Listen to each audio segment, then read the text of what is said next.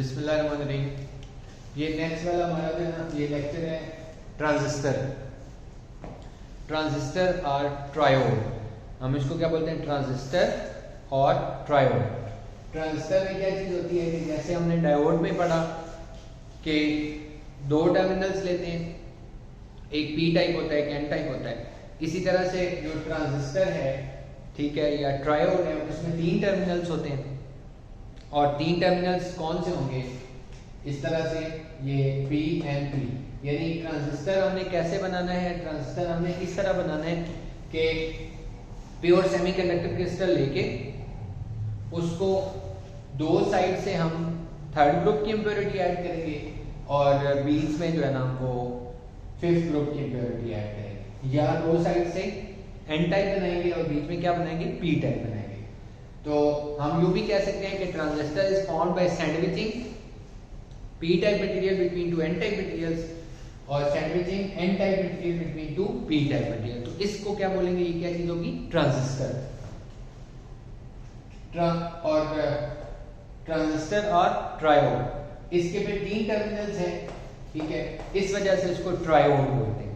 तीन टर्मिनल्स होने की वजह से हम इसको जो है वो ट्रायोड भी बोलेंगे।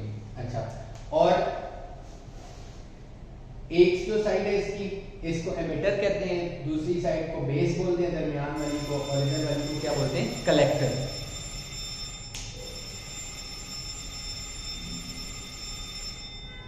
अच्छा, एमिटर, बेस एंड कलेक्टर, यानी एक साइड जो होगी वो क्या होगी? एमिटर, दरमियान वाली साइड को क्या बोलेंगे? बेस, और ये साइड जो है ये क्या होगी? कलेक्टर।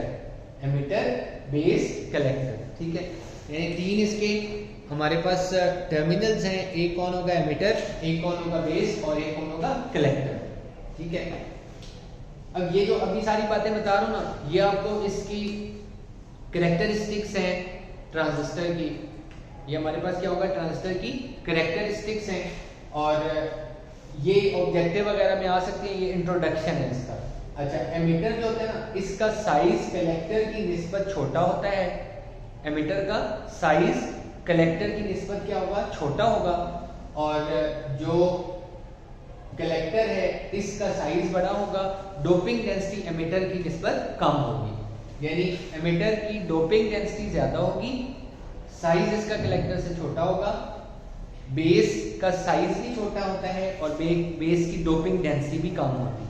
बेस का साइज भी छोटा होता है और बेस की डोपिंग डेंसिटी भी कम होगी। जो कलेक्टर अपना एनपीएन ट्रांजिस्टर है और पीएनपी ट्रांजिस्टर, इसमें ये सिंबल इसका बनेगा, और इस सिंबल के अंदर आप जो है ऐसे एरो लगाते हैं। ये जो एरो लगता है ना, एरो किस पे लगेगा? एरो होल्स की डायरेक्शन को शो करता है, और उस होल की डायरेक्शंस की वजह से जो एरो है वो पीएनपी में इनवर्ड होता है और एनपीएन में एरो आउटवर्ड होता है, ठीक है। पीएनपी पे या एनपीएन पे क्या होगा? एरो लगेगा, और ये हमने एरो किस तरह लगाना है? पीएनपी इस पे पीएनपी में एरो इनवर्ड होगा और एनपीएन में एरो आउटवर्ड होगा। एरो किस चीज को शो करता है? एरो जो है वो direction of flow of holes, यानी कन्वेंशनल करंट को शो करेगा। Direction of flow of holes यानी कन्वेंशनल करंट को शो करेगा। अब इसके अंदर फिर दो जंक्शंस हैं, जैसे डायोड के अंदर एक जंक्शन होता है, इसके अंदर दो जंक्शंस हैं, एक ये जंक्शन है और एक ये जंक्शन है। ये कौन है? एमिटर, ये कौन है? बेस, ये कौन है? कलेक्टर। अब इसमें ये वाला जो जंक्शन होगा जो एमिटर और बेस के दरमियान है, इसको हम बोलेंगे एमिटर बेस जंक्शन। इसको हम क्या कहेंगे? ये कौन सी चीज है? Emitter base junction. और इसी तरह से जो ये वाला है, इसको हम क्या कहेंगे? ये कौन सा होगा? Collector base junction. जो कलेक्टर और बेस के दरमियान जंक्शन है वो क्या चीज है? Collector base junction. अब इसमें इन सारी बातों को आपने याद रखना है, यानी ये कौन है? एमिटर, ये कौन है? बेस, ये कौन है? कलेक्टर। बेस का साइज भी छोटा होता है, बेस की डोपिंग डेंसिटी भी कम होती है। बेस का साइज भी छोटा होगा, बेस की डोपिंग डेंसिटी भी कम होगी। कलेक्टर का साइज बड़ा होता है, एमिटर का साइज कलेक्टर की निस्बत छोटा है। डोपिंग डेंसिटी समझते हैं ना, यानी जो हमने उसके अंदर इम्प्योरिटीज ऐड की हैं, ठीक है ना। तो जितनी हम ज्यादा इम्प्योरिटीज ऐड करते हैं इसका मतलब उसकी डोपिंग उतनी ज्यादा है, ठीक है जी। तो ये तो इसके सिंबल है और ये वाली बात है। अब इसको ट्रांजिस्टर को सर्किट में कनेक्ट किस तरह करते हैं, तो ये मैं अभी आपको बताता हूँ कि हम इसको बाइसिंग, इसको क्या बोलेंगे, बाइसिंग, बाइसिंग ऑफ ट्रांजिस्टर, यानी ट्रांजिस्टर को हमने सर्किट में कनेक्ट किस तरह करना है उसको क्या बोलेंगे, ट्रांजिस्टर बाइसिंग।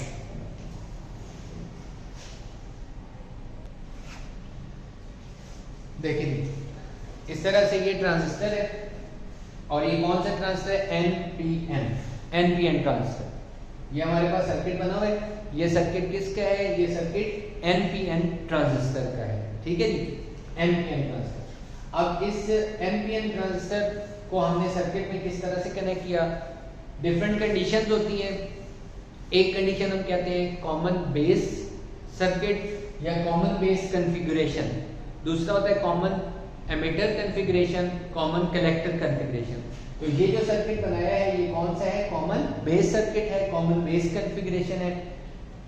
अब इसको सर्किट में लगाया कैसे, ये देखिए ये एन टाइप है, इसके अंदर इलेक्ट्रॉन्स हैं, ये पी टाइप है, इसके अंदर होल्स हैं, बेस है ये, और ये कौन है, एन टाइप है। तो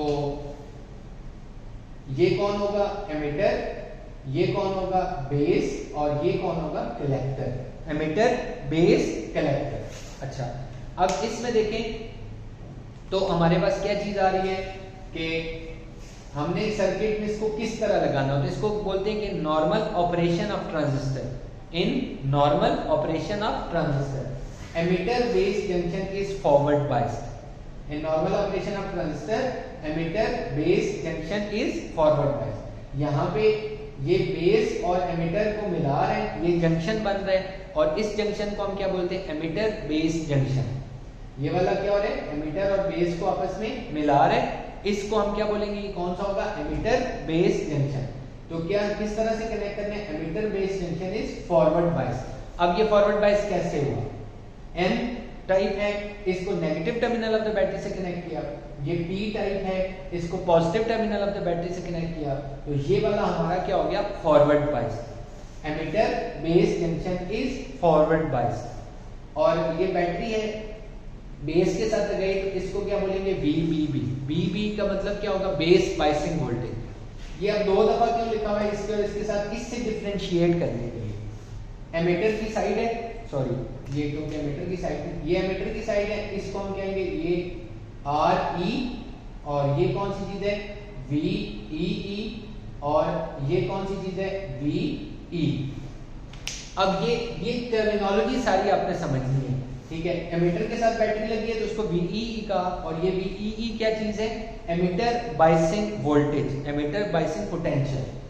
अच्छा, और ये रेजिस्टेंस कनेक्टेड है, इसको RE कहेंगे, जो एमिटर साइड पे कनेक्टेड है। इस पे जो पोटेंशियल वेस्ट होता है, इस पे जो पोटेंशियल ड्रॉप होता है उसको VE बोलेंगे। इसके अक्रॉस जो पोटेंशियल वेस्ट होगा, इसके अक्रॉस जो पोटेंशियल ड्रॉप होगा, उसको हम क्या बोलेंगे, वो क्या चीज है, VE, potential drop across emitter resistance. ये कौन सी चीज है, VE कौन होगा, potential drop across emitter resistance. VE कौन है, एमिटर बायसिंग वोल्टेज।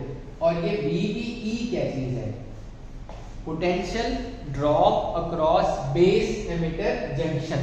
ये जो बेस एमिटर जंक्शन है, इसके ऊपर जो पोटेंशियल ड्रॉप होगा उसको हम क्या कहेंगे, VBE, potential drop across base emitter junction. अच्छा, फिर इसी तरह से ये कलेक्टर साइड है, ये कलेक्टर साइड पे जो रेजिस्टेंस लगाए उसको RC कहेंगे, और ये कौन सा होगा, कलेक्टर बेस जंक्शन। तो हमने क्या करना है, emitter base junction forward bias, collector base junction is reverse bias.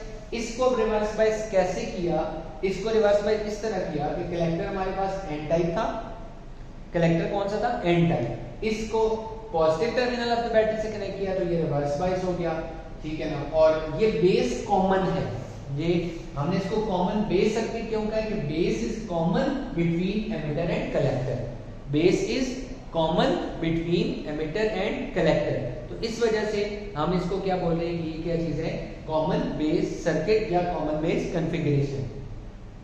ये कौन सी है, कलेक्टर बायसिंग वोल्टेज। ये कौन सी होगी, VC, जो पोटेंशियल वेस्ट हो रहा है किस पे, कलेक्टर की रेजिस्टेंस के ऊपर, और VCE क्या चीज है, potential drop across collector emitter junction. VCE कौन सी चीज होगी, potential drop across collector emitter junction. ठीक है जी, तो ये हमारे पास क्या चीज होगी, ये ट्रांजिस्टर की बायसिंग है, यानी हम इसको सर्किट में कनेक्ट करें। अब इसमें करंट कैसे फ्लो करेगा, देखिए यहाँ पे ये मैं आपको इलेक्ट्रॉनिक करंट से समझा रहा हूँ। ठीक है, यहाँ पे देखें ये नेगेटिव है, नेगेटिव टर्मिनल क्या करेगा, इन इलेक्ट्रॉन्स को पुश करेगा। हम कहेंगे इधर से जो करंट फ्लो कर रहा है उसको कहेंगे IE, एमिटर करंट। और ये जो इलेक्ट्रॉन्स हैं ये किस तरह से एमिटर बेस जंक्शन को ऐसे क्रॉस करेंगे, इलेक्ट्रॉन क्या करेंगे, एमिटर बेस जंक्शन को क्रॉस करेंगे और बेस में एंटर होंगे। अब जैसे ही बेस में एंटर होंगे तो बेस का साइज भी छोटा होता है, बेस की डोपिंग डेंसिटी भी कम होती है, यानी इलेक्ट्रॉन्स के साथ बहुत कम रिकम्बाइन हो पाएंगे। यानी ये जो होल्स के साथ, ये इलेक्ट्रॉन जो इसमें एंटर होते हैं होल्स के साथ रिकम्बाइन होते हैं। ठीक है, इधर से कलेक्टर की बैटरी हमने बड़ी लगाई हुई है, तो क्या होगा, ज्यादा इलेक्ट्रॉन्स जो हैं वो ऐसे कलेक्टर में एंटर हो जाएंगे, और बहुत कम इलेक्ट्रॉन्स जो होंगे वो कहाँ जाएंगे, वो बेस टर्मिनल्स की तरफ जाएंगे। और बेस टर्मिनल की तरफ जो करंट फ्लो करेगा इसको लीकेज करंट बोल देंगे, थोड़ा करंट होता है इसको बोलेंगे IB, बेस करंट। और इसी तरह से जो कलेक्टर की तरफ करंट फ्लो करेगा उसको हम कहेंगे कौन सा होगा, IC। IE कौन है, एमिटर करंट, IB कौन है, बेस करंट, IC कौन है, कलेक्टर करंट। अब इसको इस तरह से लिखते हैं कि जो IE है वो किसके इक्वल है, IB प्लस IC। अगर ये 100% है तो ये वाला 2 to 3% होता है, और ये कितना होता है, 98%। ठीक है, तो बेस करंट बहुत कम होगा, leakage current, reverse current, base current थोड़ा होगा। फिर इसमें एक टर्म इंट्रोड्यूस करते हैं इस सर्किट के अंदर जिसको हम कहेंगे करंट गेन। करंट गेन एक टर्म हम इसमें इंट्रोड्यूस करेंगे जिसको क्या बोलेंगे, करंट गेन। ये करंट गेन क्या चीज होती है, बीटा इसमें alpha output current over input current, या change in output current over change in input current. इसमें आउटपुट करंट कौन है, IC, और इसमें इनपुट करंट कौन है, IE। तो इसका मतलब क्या होगा, ये हमारे पास है अल्फा। ये अल्फा की टर्म किसके लिए है, करंट गेन। और करंट गेन किसका, in case of common base circuit, current gain in case of common base circuit. तो ये हमारे पास जो है ये टर्म क्या कहलाएगी, अल्फा। अल्फा किसके इक्वल है, IC ओवर IE। अल्फा हमारे पास किसके इक्वल है, IC ओवर IE। ठीक है, करंट गेन। अच्छा, और फिर इसकी वैल्यू कितनी होती है, क्योंकि IC से बड़ी है ना, तो ये हम कहेंगे alpha is approximately equal to 1, यानी ये लेस देन 1 होता है। अप्रोक्सीमेटली इक्वल टू 1 यानी लेस देन 1। तो ये आपने सारा, अब इसका ये इंट्रोडक्शन है बायसिंग ऑफ ट्रांजिस्टर को सर्किट में कनेक्ट कैसे करेंगे, और ये बायसिंग कौन सी होगी, जिसको हम क्या बोलेंगे, common base circuit. Base is common between emitter and collector. ठीक है, तो ये थोड़ा सा इसका इंट्रोडक्शन था, ये आप सुन लीजिएगा। फिर नेक्स्ट में हम इसकी कैरेक्टरिस्टिक्स करेंगे, और कैरेक्टरिस्टिक कर्व एक है, ठीक है ना, और फिर एम्पलीफायर सर्किट्स वगैरह।